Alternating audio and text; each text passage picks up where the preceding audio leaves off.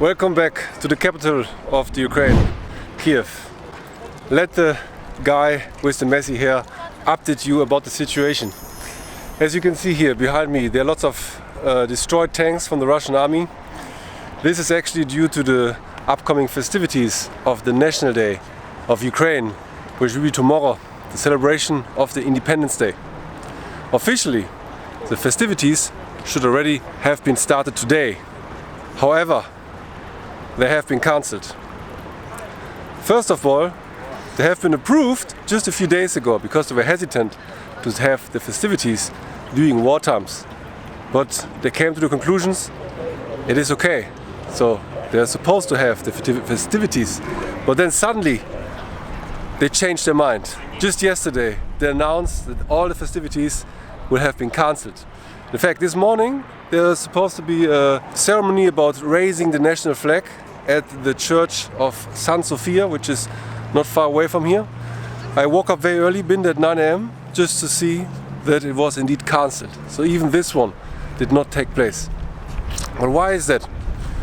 In fact, Ukraine is afraid that Russia might attack, because Russia is furious in Ukraine, not just because they are having problems making progress during the war, but also because the daughter of the famous far-right theorist Alexander Dugina has been murdered in a car bomb attack.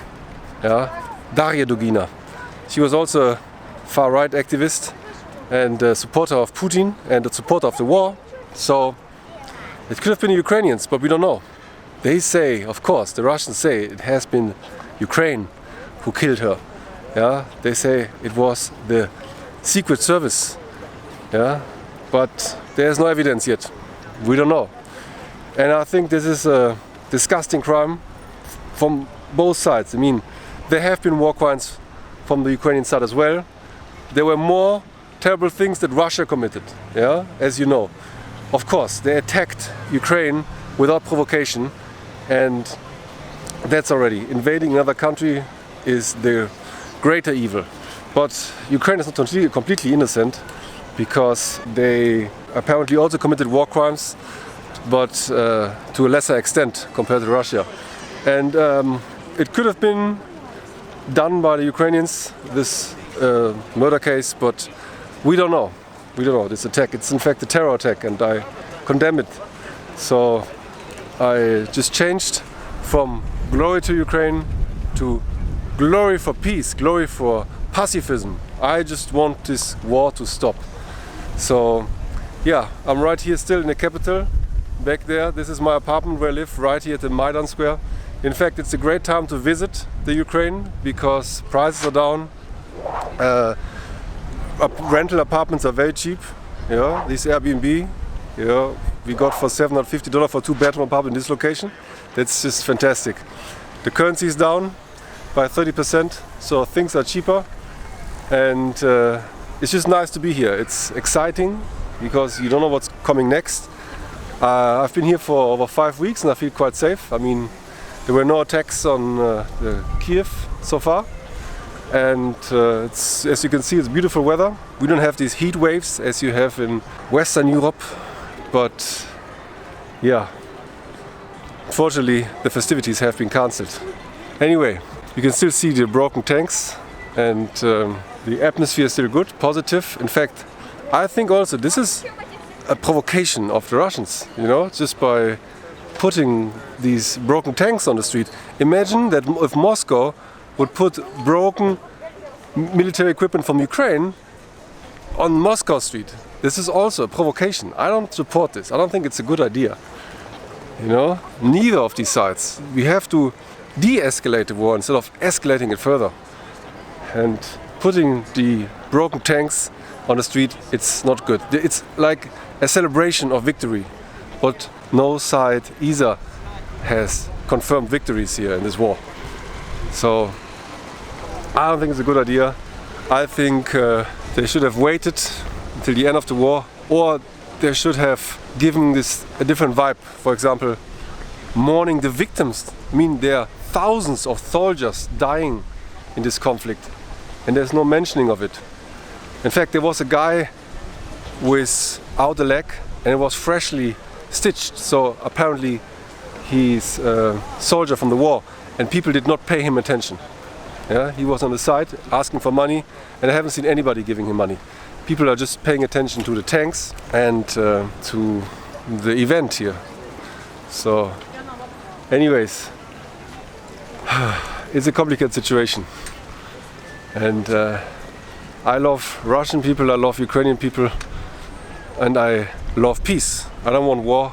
I hope this conflict could come to a peaceful end, because after all, no other country is closer to Ukraine than Russia. I mean, they love borscht too, they love vodka, they are Christian Orthodox, they have so many similarities. So I don't understand why they just can't be friends. They are sisters, yeah, they're brothers. So there shouldn't be rivalry, there shouldn't be death and killing. There should be peace and friendship, yeah, love. That's my support. When I traveled in Russia a few years ago, people treated me very well. Yeah. Although Russians on vacations are a different story, they're not so nice. But when I was in Russia, I actually traveled from St. Petersburg to Mongolia with the Trans-Siberian Express in 2017, so 5 years ago. I met very, very nice people on the train, in the cities, through couch surfing, who treated me just like Ukrainians treated me. Yeah, very nice. Ukrainians are amazing people, Russians are amazing people. I love both countries and people. So I hope this conflict could end, yeah, could come to an end, and that the killings could stop. So this is my opinion. So what is your opinion? Please let me know in the comments, yeah, below. Are you, of course, you know, are you for the war, against the war? Are you for Russia, for Ukraine? Do you think Russia is justified to have started this war? I'm very neutral. I don't want to side with anyone, and I just want to be neutral. I'm, of course, a bit more in favor of Ukraine because they have been attacked, but as I said before, no party is innocent, and it's usually the case. If you see Israel and Palestine, if you see Sudan, if you see North Korea, South Korea, yeah, it's always a very complicated situation.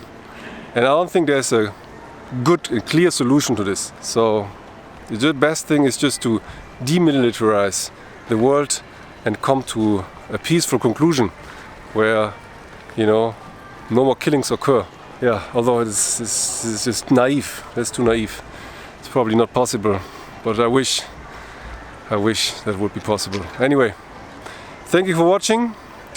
More updates from Ukraine are coming up.